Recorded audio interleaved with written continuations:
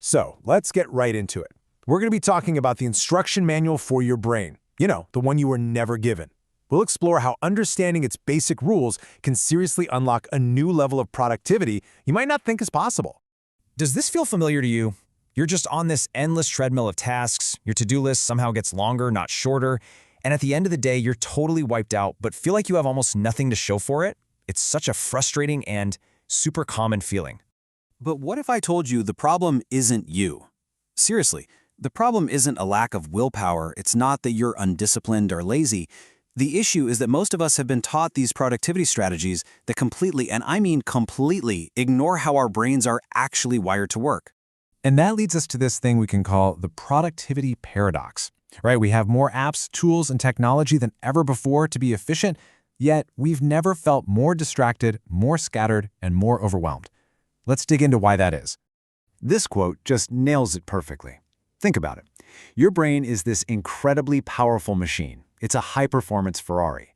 But most of us are trying to operate it using instructions designed for a bicycle, and then we wonder why we can't get up to speed or why we keep burning out. So, the solution is to actually learn the brain rules. Think of these like the non-negotiable laws of physics for your mind. They govern how your brain works best, and once you get them, you can finally start working with your brain instead of constantly fighting against it. And the most fundamental rule of them all, the absolute bedrock of high performance, is sleep. Yeah, sleep. We treat it like it's a luxury or the first thing we can sacrifice when we get busy, but it's actually the most productive thing you can do all day. And here's a really powerful way to reframe it. Sleep isn't passive downtime. It's not your brain just shutting off. While you're sleeping, your brain is actively working. It's like a specialized cleaning crew comes in to clear out all the junk, consolidate memories, and literally reset itself for the next day. It is a critical, active process. And the cost of skipping this process is just staggering. Just one night of bad sleep can tank your cognitive performance by about 30%. Your creativity, your decision-making, your ability to just handle your emotions. It all goes right out the window. It is a terrible, terrible trade-off. So the big takeaway here is you have to make sleep non-negotiable. Treat your bedtime like it's the most important meeting of your day.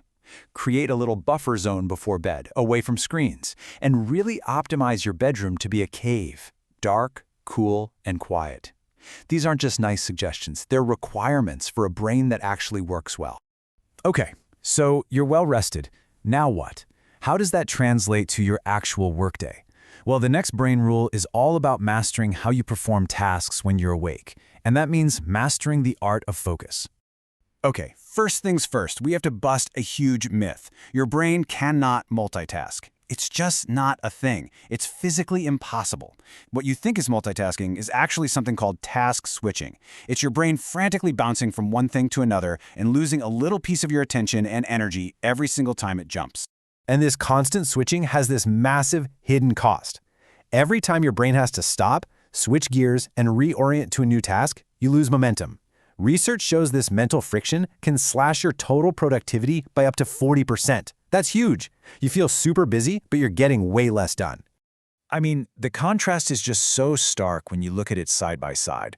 On one hand, you've got this juggling act. It costs a ton of mental energy, and you end up doing shallow, error-filled work. On the other hand, single tasking leads to deep concentration and much, much higher quality output. The choice is obvious, yet we're always pulled toward the path that works worse. The solution is to train your focus just like a muscle. You start small. Carve out these dedicated, uninterrupted blocks of time. Maybe it's just 25 minutes to start. And you know the most important step? Get rid of the temptations. Put your phone in another room. The goal is to create an environment where focusing is actually the easiest thing to do. All right, now for the rule that feels the most backward in our always-on culture. The absolute critical necessity of taking real breaks. This is such a critical mindset shift.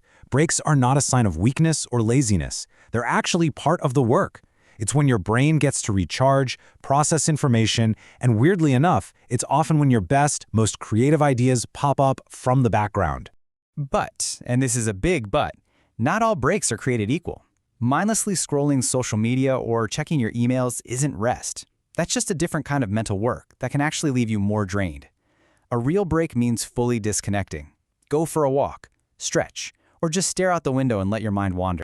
So here's a really simple, science-backed rhythm you can try. Work in a focused sprint for about 90 minutes, and then take a truly restorative 15-minute break. This cycle of intense focus followed by total recovery is exactly how your brain is designed to operate for peak performance. Okay, we've covered a lot. Sleep, focus, breaks, but look, knowledge without action is really just entertainment. So the big question now is, how do you actually start doing this? The secret is to not try to change everything all at once. That's a recipe for failure. Instead, you want to focus on a single keystone habit. This is one strategic change that, once you get it down, creates this positive ripple effect, making all the other good habits feel almost effortless to adopt. So I want you to ask yourself, right now, looking at these 3 core rules, which one, if you really mastered it, would have the biggest positive domino effect on everything else in your life? Is it finally getting your sleep in order? Is it mastering that deep, uninterrupted focus?